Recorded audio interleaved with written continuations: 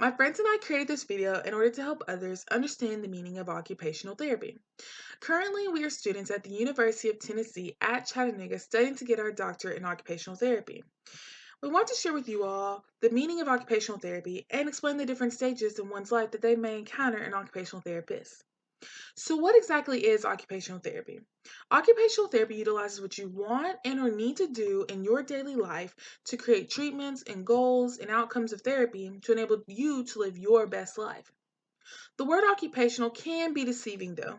Occupations are not just the job that you work at, but also the things you do throughout the day, such as taking a shower, brushing your teeth, cooking your favorite dinner, taking care of your kids, your pets, putting on your favorite dress, and the list goes on and on. It's just everything that you want to do and or need to do to continue your life and make it meaningful to you. And I say that because what may be meaningful to you may not be to someone else. And that's one thing unique about occupational therapy is that we center those treatments around what's meaningful to you and help you to succeed in your life.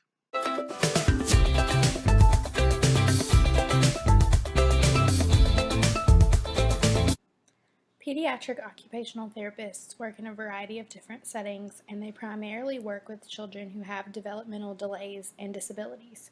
So, whereas with an adult, you may work with someone who has a functional impairment that has happened over time, many times with children, you're working with babies and children all the way up through high school who were born with a disability that limits their function.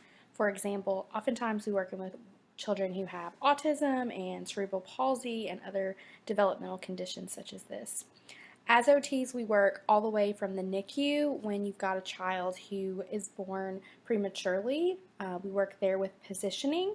We work in the school system with academic sort of modifications to the classroom and helping a child be successful in that environment. And then also in outpatient and early intervention services where we help the child be functional in their daily environment and do the things that they want to do, such as play.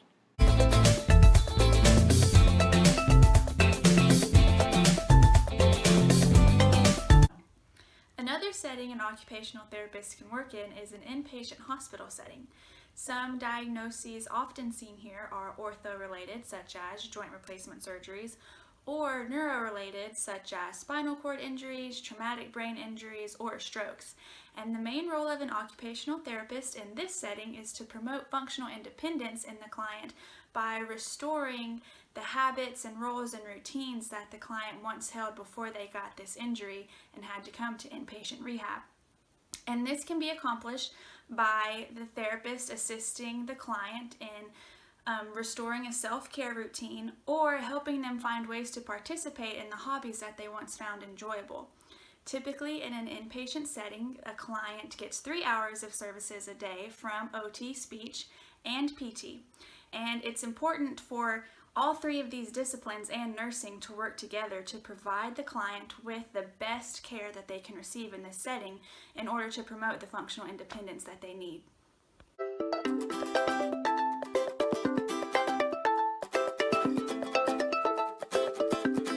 So, my friend Ansley discussed inpatient therapy services, and that next step may be outpatient therapy services.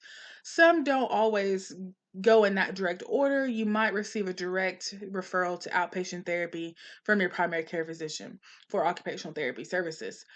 And the role of outpatient therapy is to work on restoring function to daily activities or creating new ways to do those daily activities that are meaningful to you.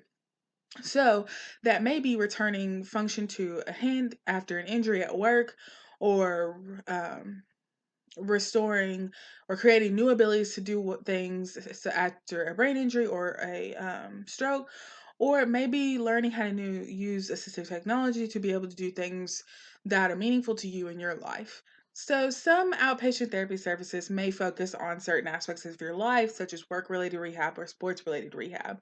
And there are some therapists within any of the outpatient therapy services that focus on certain things or have a specialty in certain areas, such as certified hand therapists or certifications in low vision, pediatrics. There's lots of certifications, and it might gear you towards getting therapy from someone who specializes in the area of concern to yourself.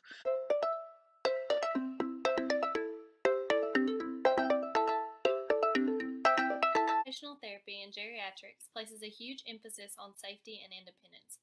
Occupational therapists can provide services in long-term care facilities, residential facilities, hospitals, or skilled nursing facilities, as well as in the person's home. The goal of treatment for these individuals is usually to strengthen any deficits, be it physical or cognitive, and to teach these people how to use assistive devices that can help them to live safely in their home for as long as possible. Caregiver training and education is also a huge part of this because so many older individuals are cared for by their children or other family members. Occupational therapy can help with a wide array of diagnoses in this population, from those who have had a stroke, those who have experienced a devastating fall leading to a hip replacement, or those with dementia who need help remembering how to do their daily tasks.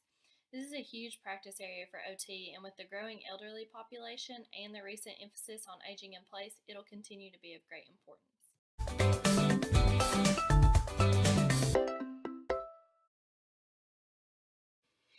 Another setting that occupational therapists work in is mental health care settings.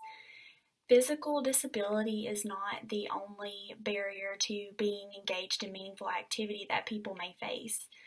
Mental illness, such as depression, anxiety, or substance abuse, can also create barriers for people to be engaged in what they find meaningful in their lives.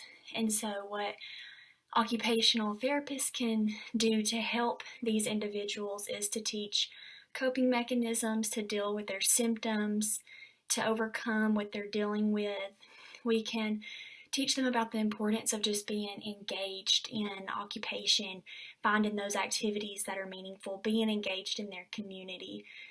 So it's not just that we're treating physical disability or impairments, we are holistic providers. And so we want to address every aspect of what makes a person who they are so that they may live the most meaningful life possible.